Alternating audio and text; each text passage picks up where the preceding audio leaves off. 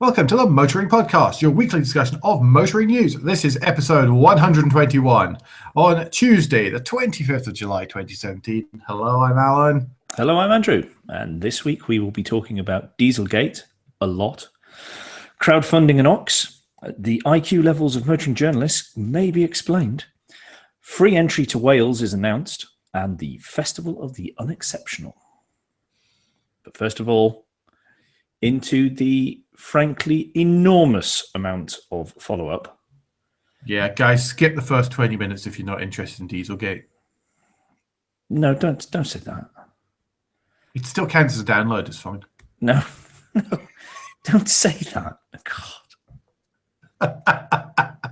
No. There is a lot of Dieselgate news tonight. We've been very quiet on it for the last little while, and tonight it is back with a vengeance. Yes, seems like the authorities have been saving it up for us to make it a real humdinger. Okay, first of all, last week we were talking about how Mercedes has voluntarily recalled some of its cars following a meeting with the regulator. Well, amazingly, Audi has voluntarily recorded 850,000 V6 and V8 diesel cars following a meeting with the regulator. There seem to be, yes. That's worldwide, sorry, not just this country, that's worldwide. Yeah, the KBA, the German Federal Transport Authority, really do seem to be having an awful lot of meetings and making quite a few suggestions right at the moment. Yeah, they do. So wait to get something through the post if you own one of those in this country, because you will get tweaks which will, if it's anything like the Merc one, it will be improvements to the emissions. No problems, just improvements. Well, it says in this Autocar article by Jimmy Beckwith, link as ever in the show notes, it says Audi also said the recall will future-proof the affected cars against possible bans that might be implemented in the future. So there we go. It's future-proofing. Okay. Well, I bet there are lawyers and consumer groups waiting with bated breath for anyone who owns one of those to see whether any of these engines are affected in a negative manner following any improvements. Yeah. Okay, next bit. This is yours, Alan. Yeah, next one. Again, related is that once again, the KBA has been having even more meetings. That's why they've been quiet, I think. They've been in all these meetings, and now they're announcing the outcomes of all these meetings. Are threatening to deregister, essentially, any vehicles which should have had the original Dieselgate fix. So this is for the 2-litre diesels. And 1.6-litre diesels that should have had that original diesel, should get that original Dieselgate fix. The fix is mandatory here in Germany. Yes, sorry, I'm in Germany at the minute. It's mandatory here in Germany because the authorities declared it a safety recall, unlike the UK. The UK service action, again, according to this Autocar article. So yeah, they're looking to really sort of get people who haven't had that fix done fixed. Because of the high levels of nitrogen emissions. 2/3 of the affected cars in Germany have already been fixed. Okay. Right. We mentioned a while ago that the Mayor of London was not a happy bunny with Volkswagen. Lots of very strong language, emotive language was being used by the glorious leader of London about how awful Volkswagen had been and how actually they owed money on the congestion charge. And he has apparently now actually thrown a bill in for £2.5 million and said, you owe us that. And Volkswagen have gone, no, we don't, because under the legislation and the emission banding, nothing has changed even if the car has been fixed. So everything is still in the same band and still emits the same percentage of CO2, nitrogen oxide, that sort of thing, according to the testing. So I can't really see, apart from going for the populist vote here, I can't see what the argument is. If you are if you are the same, how can you be claimed to be not doing something right if it is exactly the same? Well, exactly. Yeah. Volkswagen is saying that there's no basis on which it can be said that Transport for London has lost any sums as a result of the nitrogen oxide issue. And as a result of nothing during compensation. This is nothing short of, in this one, this is opportunistic. This is opportunistic, going for the headlines. And yeah, obviously aren't I a wonderful leader? Look how strong I am now. I've just started, etc., etc. And then when it doesn't happen, no one will bother mentioning that. And it's very dull. It's very boring, and it doesn't help anyone. No. One of the things that someone was pointing out on Twitter during the week, and I haven't fact checked this, okay, and in this day and age, it's all right because I'm saying I haven't fact checked it. So CYA, is someone pointing out and reminding the world that Mr. Khan, of course, was a transport minister for one of the governments that was telling us that diesel was the way forward, the more environmental fuel. So, but hey, politician, huh? Quite, yes, quite. Mm-hmm. Right, let's move on from that. But unfortunately, we're still knee deep. It moves on. Still knee deep in diesel engine discussion. There have been reports in Germany's Der Spiegel magazine. It kind of started over the weekend, really, didn't it? Suggesting they usually do, though, don't they? They usually come out like late on a Friday. I think, is that not when Der Spiegel is published, though? It must be, because they've been, in the past, they've been fairly accurate in the stuff they've printed, haven't they? They actually have quite a good reputation for this kind of stuff, yeah. Yeah, but they've released statements suggesting that Daimler, that's Mercedes-Benz, of course, and Volkswagen and BMW all colluded together and accuse that all three of those of saying that basically they colluded together to cut the costs. That in turn ended up in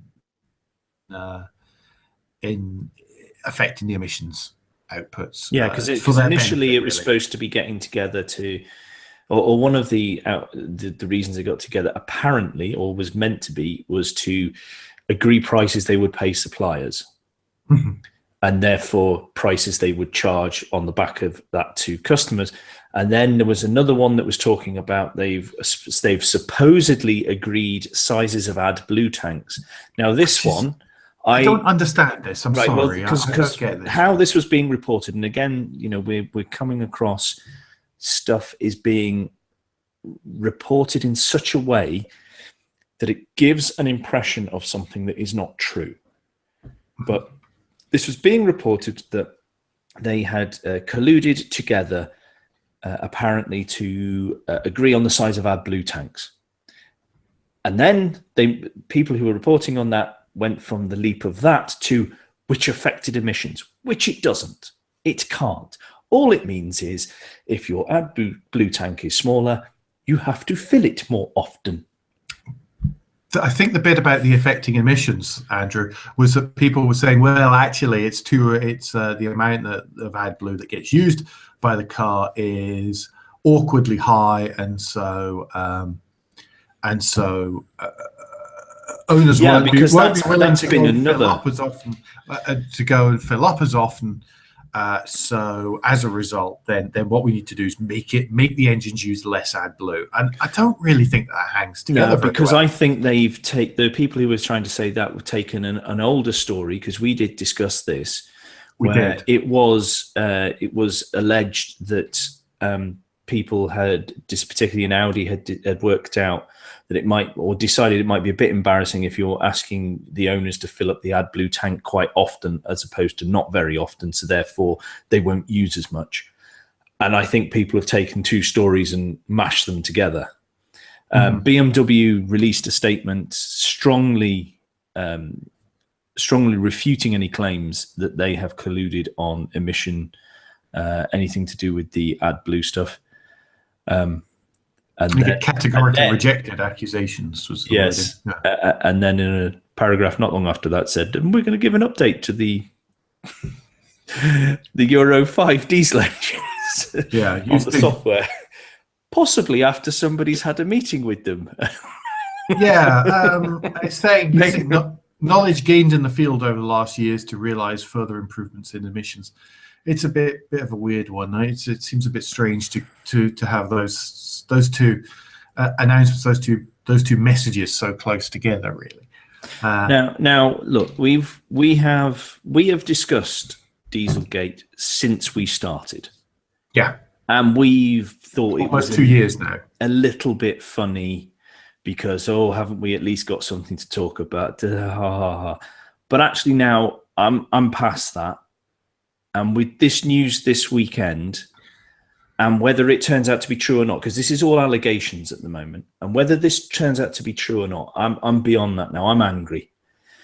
And why I'm angry is because of actions of some people in Volkswagen at a senior level have meant the whole industry is now called into question over everything.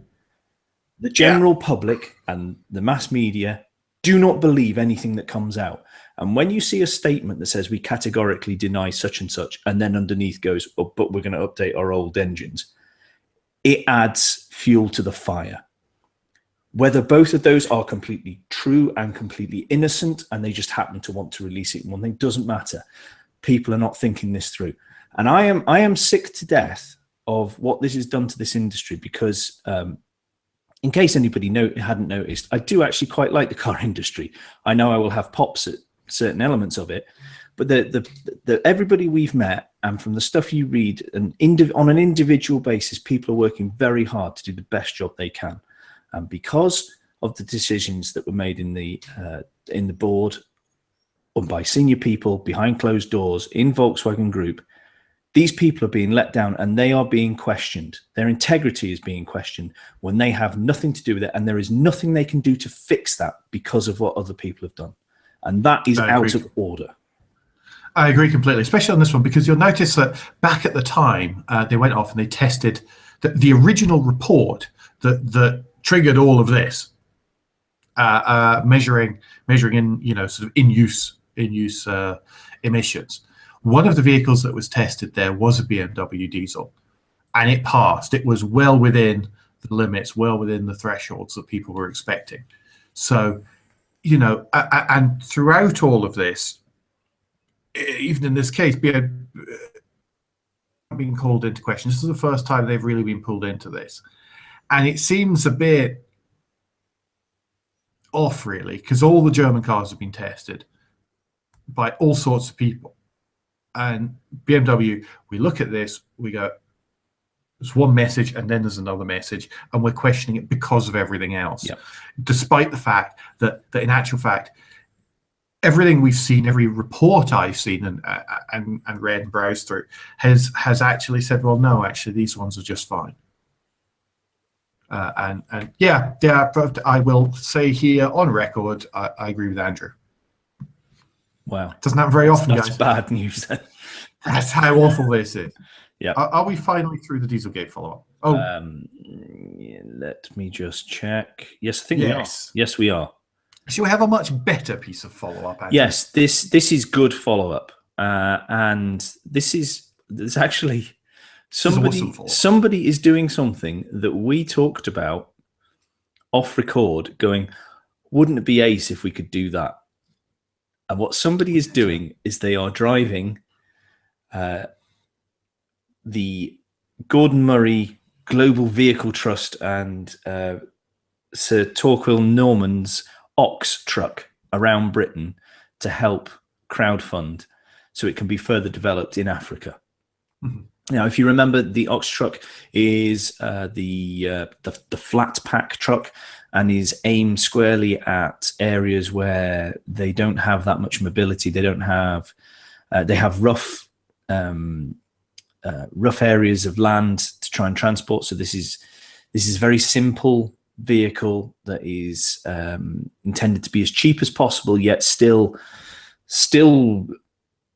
fulfill a number of number of roles. You know, some of them, the mock-ups were that it was a bus, some of them it was just like a lorry, others that it was, you know, a mix of the two and all these things. And you can, because it's flat pack, there's different configurations you can create. The cab was, and it was only, if I remember this correctly, it's only two-wheel drive, isn't it? Yes, it is. It's only front-wheel drive. It's done means that it is actually quite mobile and able to get over much rougher terrain than you would expect. Due to lightness and stuff like that. And just from a personal point of view, I think it's just a cracking looking, wonderful. It's one of those, it does what it says on the tin vehicles. Yeah. It's exactly, it is, form has followed function here. And I love that. Even stuff like the central drive position stuff, so you don't have to engineer it for right, left-hand drive and all that kind of thing. Genius, yes. So there will be a link to the crowdfunding in the show notes. Yeah, in the show notes as well, how to do it. I mean, they've raised a third of the £450,000 target, with one backer pledging £25,000, and yeah, they've got £116,522 in total. But to develop a vehicle, £450,000 is peanuts, isn't it? Oh, it's nearly nothing. Nearly nothing. In reality. So this is they are showing a possible way to do vehicle development and vehicle design that is completely different to the mainstream. And I don't think they're trying to compete with the mainstream. They're just showing there is an alternative way if you think about it in a different manner. Part of this is they've discovered there's some ways that they could make the Ox better, but they're not quite sure if they can do it. These include better, more durable gearboxes, powertrain tweaks, cooling systems, steering components, and even 200mm extension to the truck's wheelbase to make it perform much better off-road. Yeah. No, but we love this vehicle. So if you want to read more, or even if you want to help pledge, the links will be in the show notes for you to be able to do that. So if you can, please do. Yeah, and we've only skimmed across Steve Cropley's article. Again, sounds like it's autocar heavy this week. We have actually been using other sources too, but yeah, Steve Cropley's story on autocar has lots of interest. Lots of interesting points in there, which we've just skipped across very quickly. Yep. Right. The last bit of follow up. Back to our friend, the Mayor of London. Yes. Mayor of London. Tops and tails. This almost. Oh, almost. Yes. Well, we know that he came out and announced about his ideas for his plans for London transport. He has now opened a consultation on that, an online consultation. Which there will be links in the show notes to. So if you live in London or want to read through what his plans are and comment on the questions. And now I've not gone through these, but last time this sort of stuff came out, the questions were worded in such a way, as is always the way when you wish to get a particular answer, you word questioning, and therefore there's the choice of answers that you can get in a certain manner. And I haven't had a chance to read through that yet to see if this is the case again, but I am presuming it will be because yes. Yeah. So if you want to know more about that kind of wording of stuff, then if you search YouTube for Yes Minister and survey, then then there's a fan. It's genius. It's absolutely perfect. Talking about national service, but yeah, click through, have a look through. I haven't done it yet, just haven't had a chance yet, and point out which there is also a link on that TFL page to the full draft strategy, not just the summaries, which yeah, you need to read through that. So you do. There is, before filling in the survey, I'd strongly recommend that you read essentially all the homework first. Yeah, that's why I've not gone through the questions. I haven't had a chance to read through it all. So, okay, new news. Now, This, finally. this is a plea to our friends who are motoring journalists. This is going to get us in trouble. Please stop driving. It's damaging your IQ, apparently. I thought reading The Independent did that. Oh, hang on. Yeah. Well, that was the first one I could find without a paywall involved. Okay, so this is according to a chap called Kishnan Bakrania, who is a medical epidemiologist at the University of Leicester, who says that we know that regularly driving for more than 2 to 3 hours a day is bad for your heart. This research suggests it's bad for your brain too, perhaps because your mind is less active in those hours. Now, I don't know what kind of driving they're doing, but I actually find that my mind is quite active whilst I'm driving. Something to do with all the other metal boxes round about me. Yeah, but is it a different active? Is that perhaps the issue? He just says active. Yeah, I know. And that's again where the words that people use are very important. So just to move away from the clickbaity headline, it does also point out similar results are also found in those watching TV for more than 3 hours a day.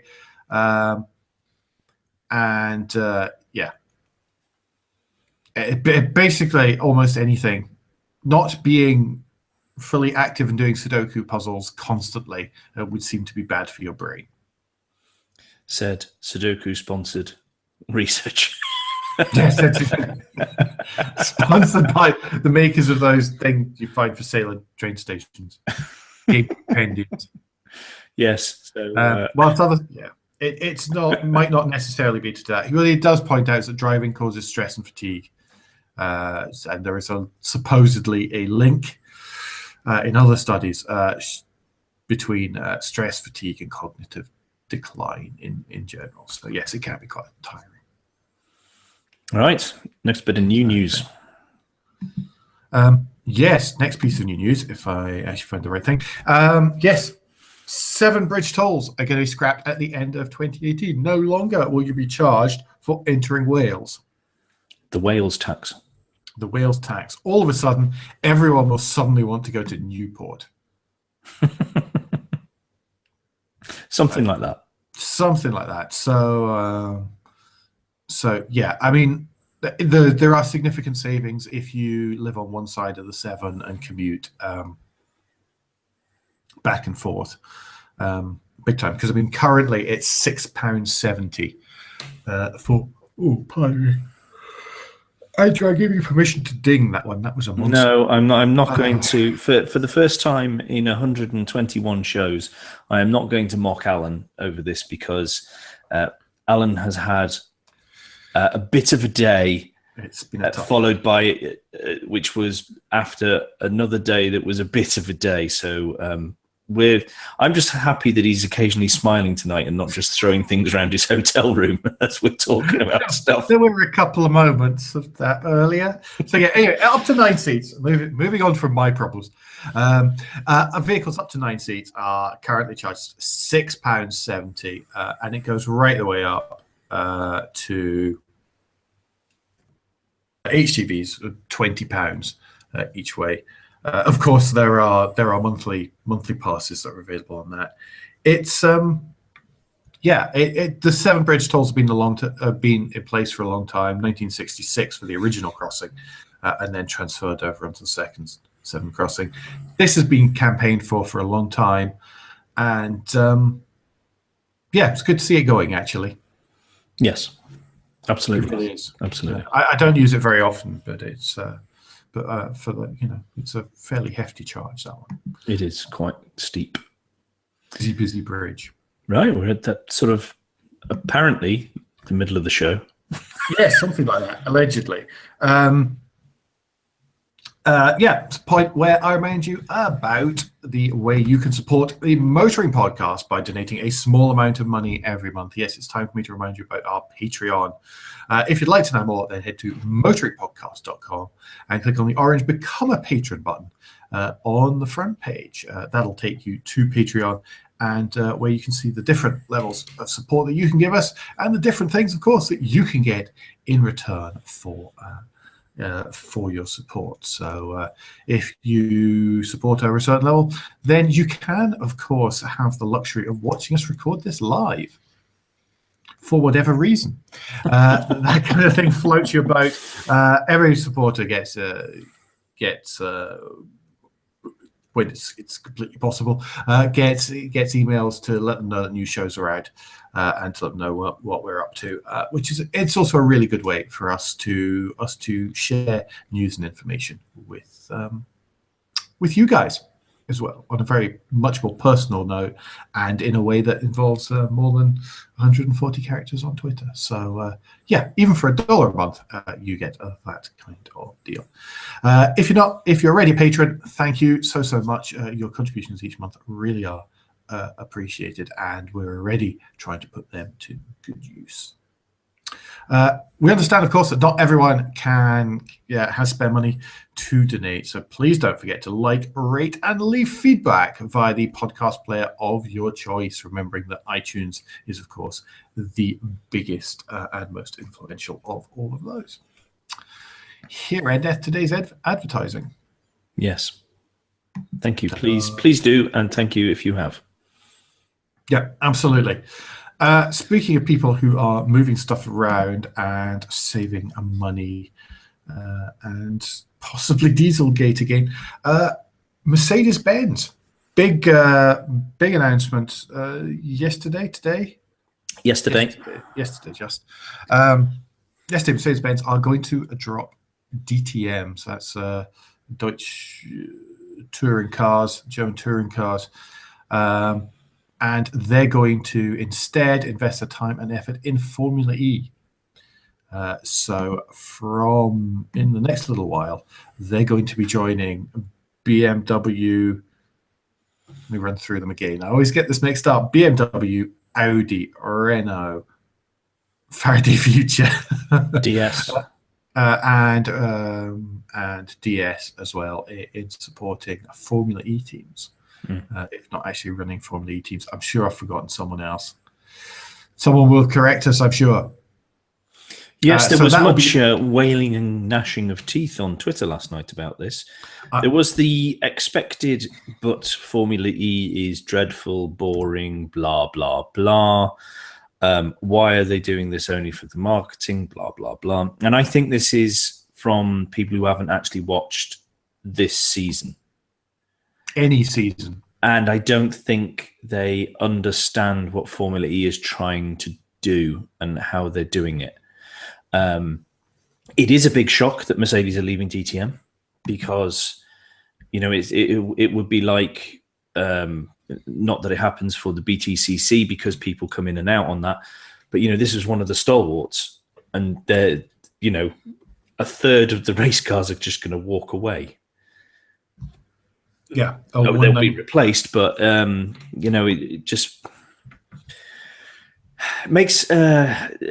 I bet that's worrying the DTM management. Not that we follow it much on here anyway. It's not one of our race series that we follow. But I think it goes to show how important Formula E has become on helping develop technology on the one hand, but also raise brand awareness of the manufacturers that are actually doing things with electricity.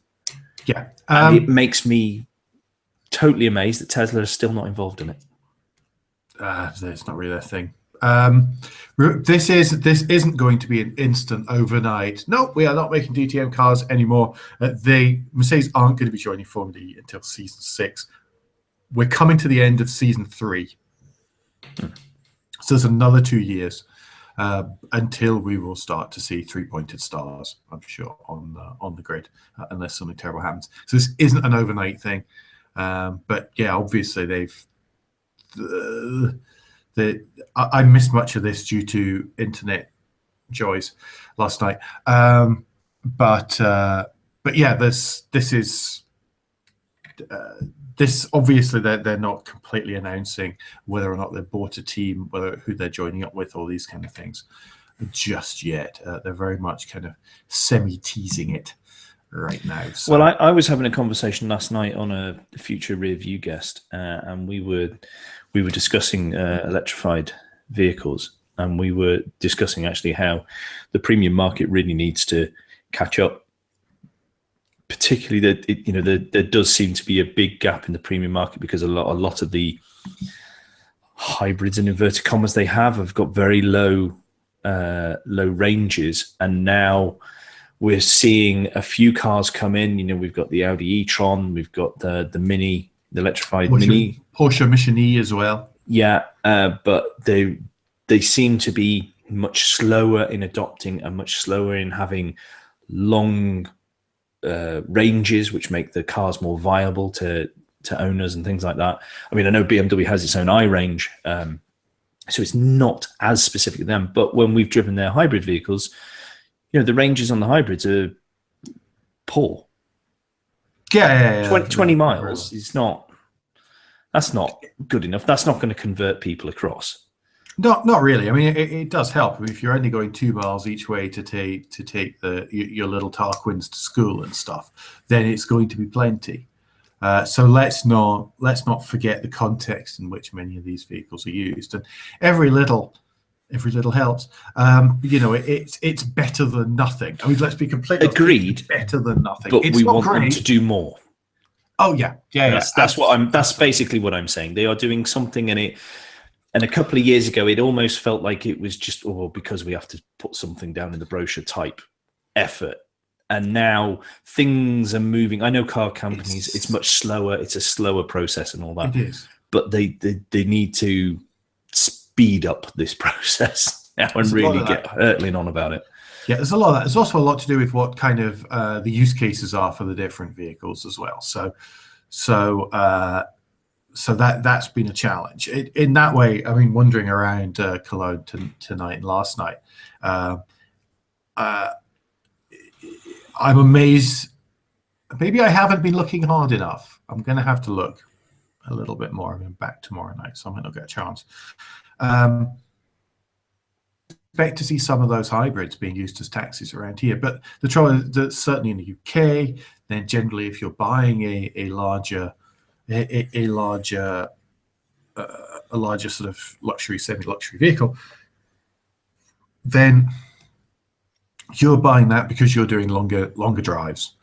You're not normally using them for just battering around town, unless you're driving for professional reasons. And by that I don't mean robbing banks. So yeah, anyway, yes, you're quite right. You'd expect to see more. I'm sure it will come through. We're just not there yet. Yeah. Right. This is now we're going to move on to hipster news. Not quite, but more of the transportation ecosystem. It is very much more transportation ecosystem rather than direct motoring, and we had a bit of a debate as to whether to include this before we started tonight's recording. The other week, us and probably the entire internet made a lot of fun of ride-sharing / taxi at Lyft for coming up and inventing the bus. Yep. It was a really good idea if you had, if rather than individual cars, it would be so much cheaper, so much easier if many people could share one vehicle that traveled along a route and possibly stopped at more than one place so that people could get on and off at their convenience. Prescribed stops. Prescribed stops it was, yes, or bus stops. Yes. As someone had thought of this before. Previous to that, we talked about the transport startup called City Mapper.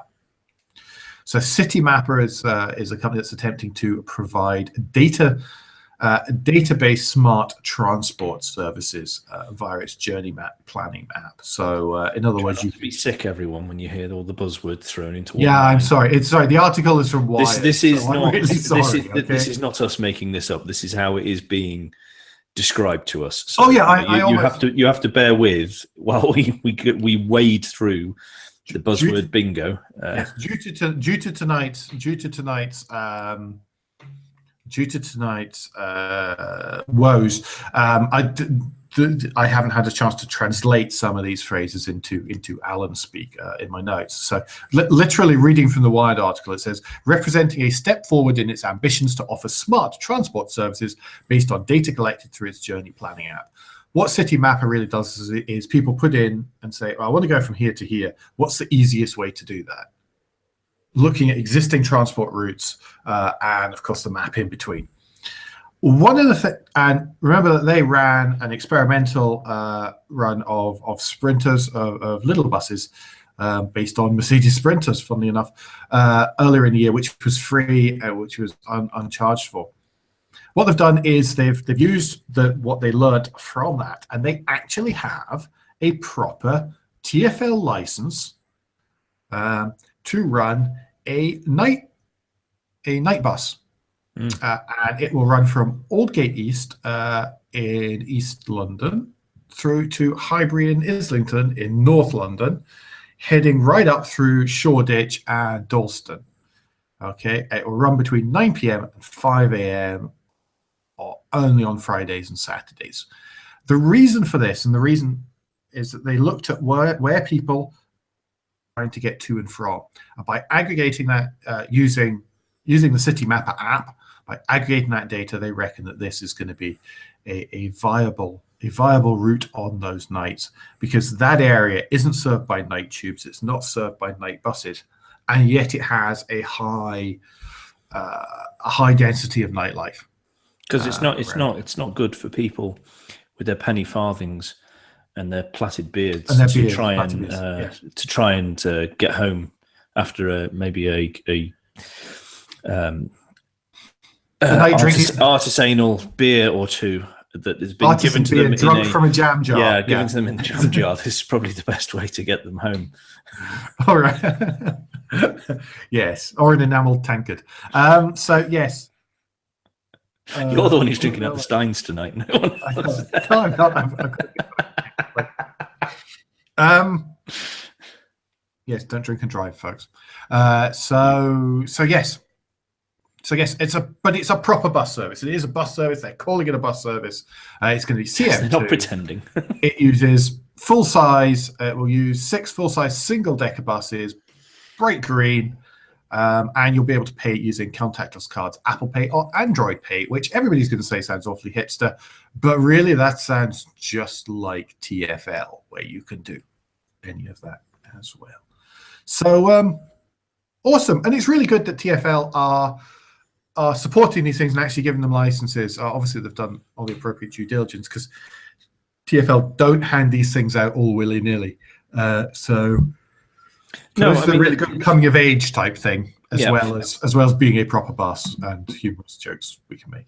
Yeah, well, I mean, for me, I'm quite happy to have a go at people who take data from individuals and all the rest of it, but this does seem to have been used in this instance, if this is all it is used for, in a way that will help things, because they are working out what is actually the migration routes of the population, not here are the stops we have fixed.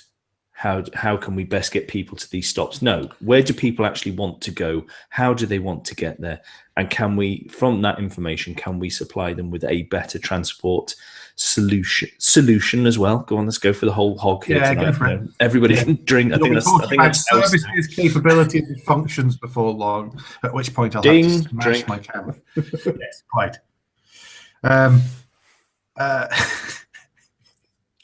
We do actually do that in internal company meetings. It'd be interesting to see how this works out, and if it is successful enough to be viable to a company.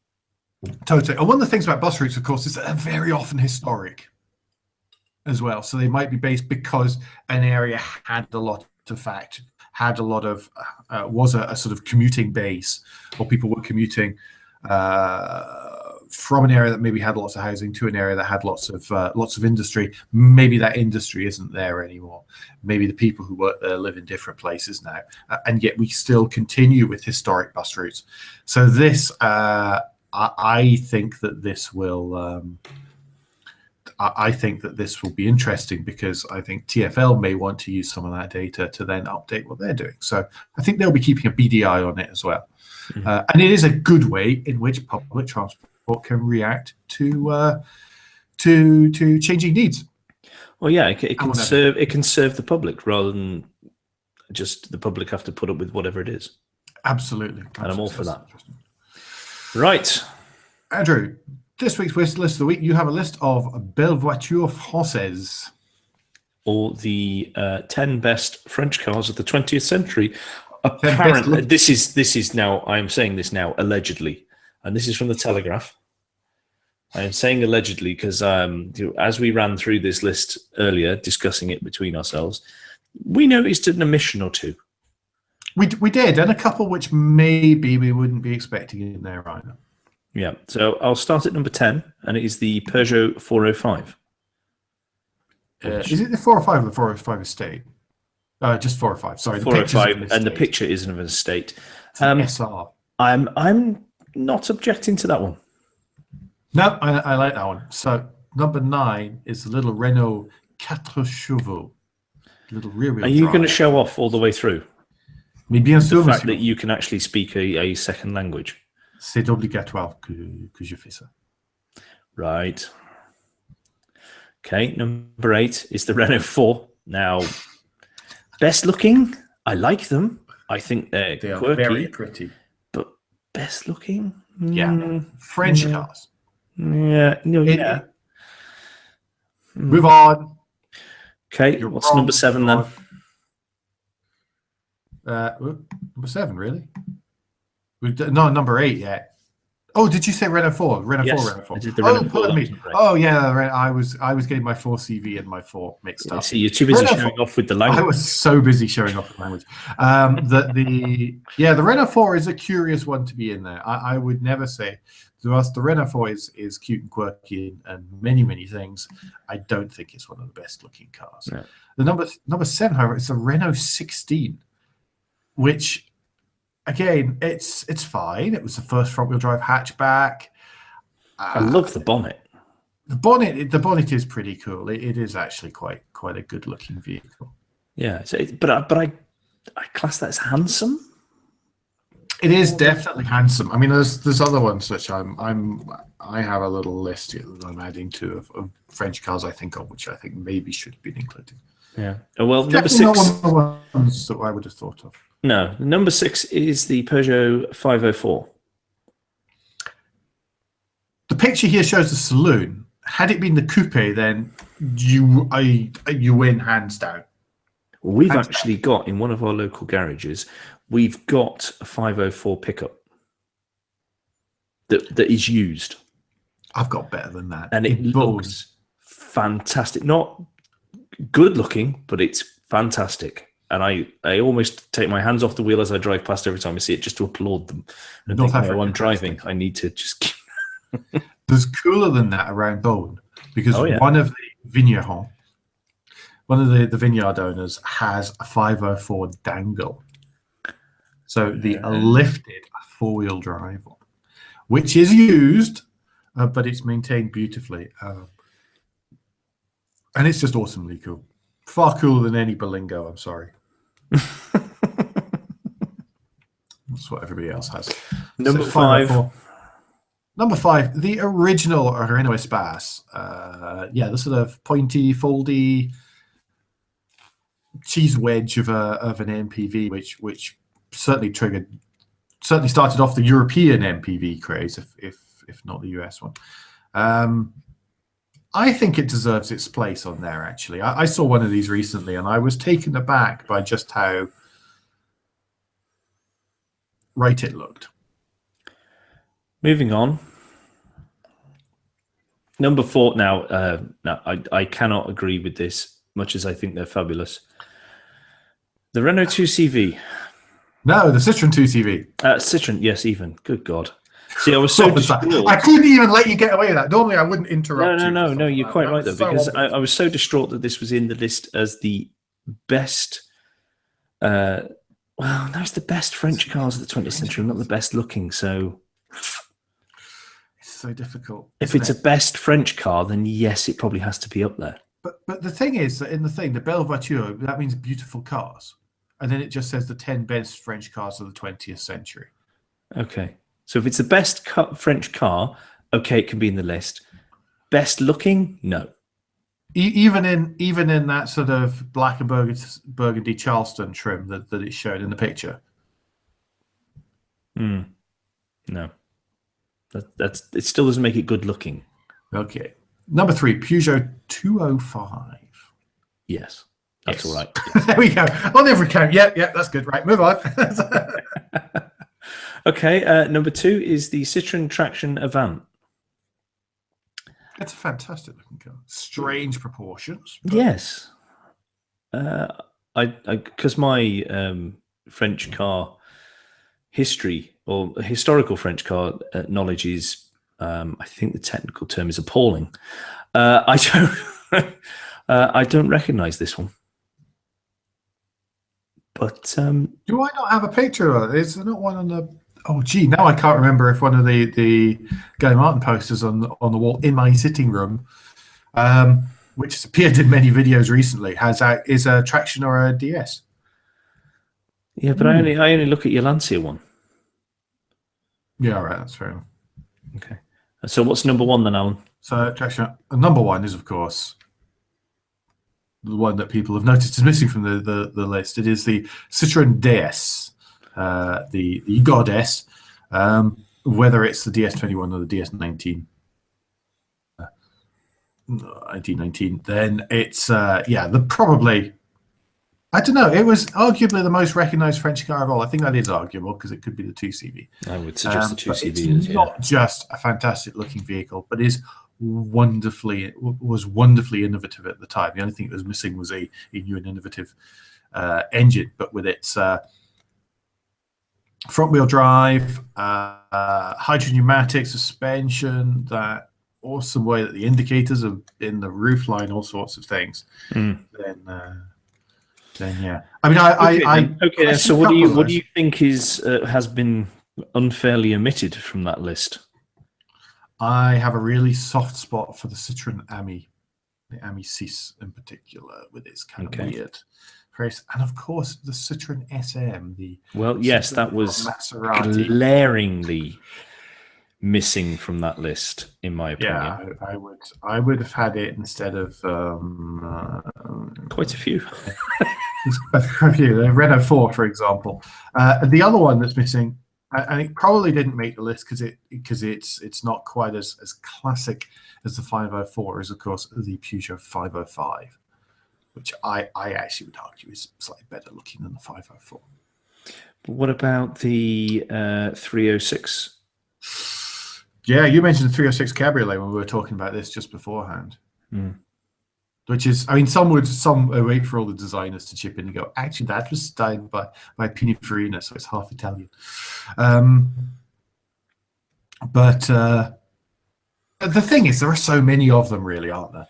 Yes, I think it's one of those lists that's been put there so people can make comments and say, I disagree with you entirely on these 4 points. That doesn't really count as clickbait, though, in my mind. No, I'm not saying it was a clickbait one, but I'm saying it does encourage us to discuss as we just have. So, and that's not a bad thing. Cracking list, people. I didn't see who's credited. There's no byline as who's credited with the author. So sorry, we'd give you a shout out. Just Telegraph Cars. Telegraph Cars. Yes. Well done, team. The team. I'm having a complete mental blank as to the chap I always think of with the Telegraph Cars, and I sat next to him as well. It's terrible. Wiseman? Yes, Ed Wiseman and co. Thank you. I just couldn't remember his name. I could remember exactly what he looked like. And finally, this week. Finally, this week is there's a link here in the show notes to a motoring research article about the event I attended on Saturday morning at Stowe School, Stowe House, just outside Silverstone, and it was the It was the Haggerty's Festival of the Unexceptional. It was a fantastic concourse-style event of vehicles that don't normally end up at concourse-style events. Beautiful, fantastic setting. The day began early in the morning, but the day was absolutely stunning to begin with, and it was so amazing to walk around and to see laid out on the lawn. So there's Grecian columns and all the splendor of Stowe House to come out. And basically, the first two cars that you saw as you arrived were an Austin Maestro and a Fiat Tempra sitting there on the grass. But the selection was wonderful. Everything from Renault 12s, Mark 1 Vauxhall Astras. Any Nissan Bluebirds? There might have been Nissan Bluebirds. There were actually many Nissan Bluebirds, but yes, Ian was there. Formerly known as Dolly Wobbler, from Hobnut videos. Ian was there. His actually made its first proper journey. It also went to Shelsley Water on the way back as well on Sunday. I've been posting loads of pictures. If you go to our Facebook page and on Twitter as well, then I had posted videos. And Instagram, there was pictures. And Instagram, loads of pictures from Instagram, and there'll be more of those. They were very good on Instagram, I thought, this week. Thank you. There was a good lot this time. Yeah, there was. I've got so many. Just butterscotch-coloured princesses, Austin Ambassadors, Renault 19s, Clan Crusader. I like the colour on the Allegro that came it was a second or colour. third. I don't like Allegros, but SS. I mean, I like the colour. It was wonderful. Absolutely immaculate. An Allegro SS. I think it's pretty original. Beautiful small. Kind of kingfisher blue, tan interior. It was meant to be the sporty one, but it still had the proper Quartic wheel and everything. It was, if it was possible to make an Allegro look good, this is as close as you could get. Yes, that colour was very complementary to the shape. Yeah, and it was just great. There was such a nice atmosphere, and it was lots of cars rather than sometimes if you go and you see in those many Bugattis and Ferraris, and people go, "Oh, that's nice. Oh, that's nice." What was interesting there was that everybody had a story about stuff. Everyone was chatting, and I caught myself doing it. It's like there was an orange Marina there, which, when I was very, very small, then my dad had many of those as company cars. My mum scraped the side of one around the NCP car park, and my mum is not someone who crashes cars, by the way, around the NCP car park at the St James Centre in Edinburgh because of the narrow. And he has to say that for legal reasons. I don't have to say that for legal reasons. I absolutely don't. But it was so cool. And then there's Maxis, and my folks, again, same job. 4 up plus me as a tiddler, not quite nappy change.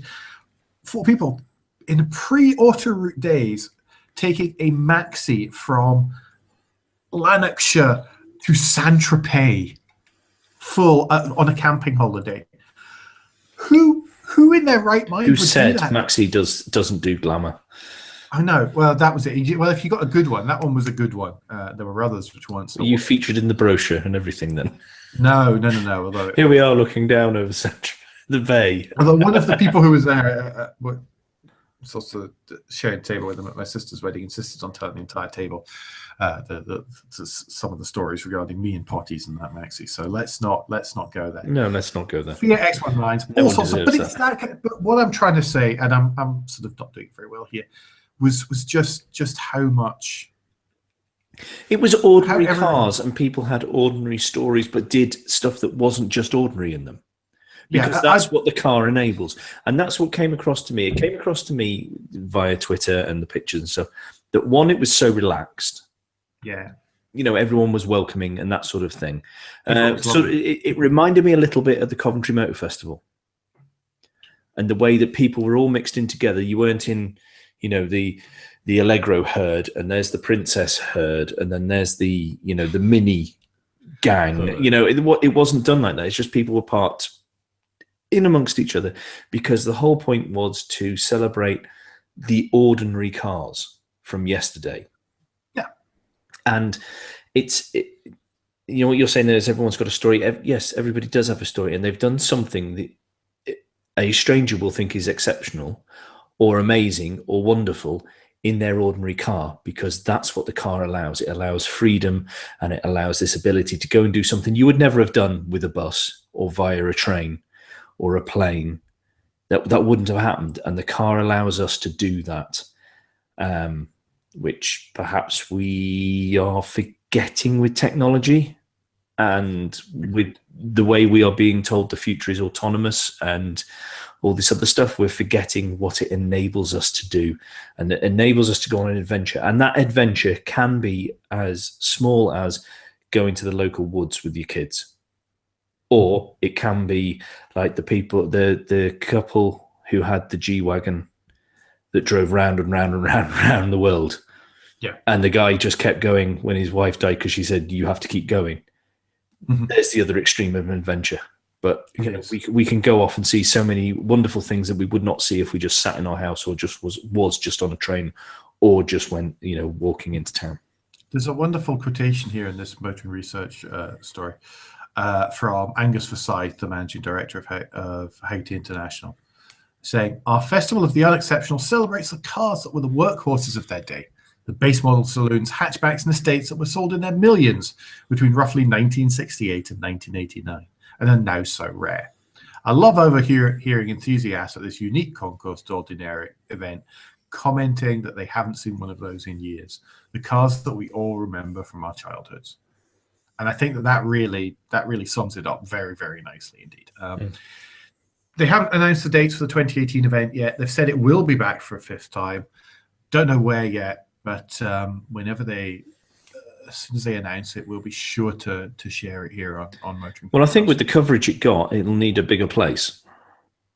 Because I saw Twitter light up, and I saw people going, "That's fantastic. I wish I'd gone."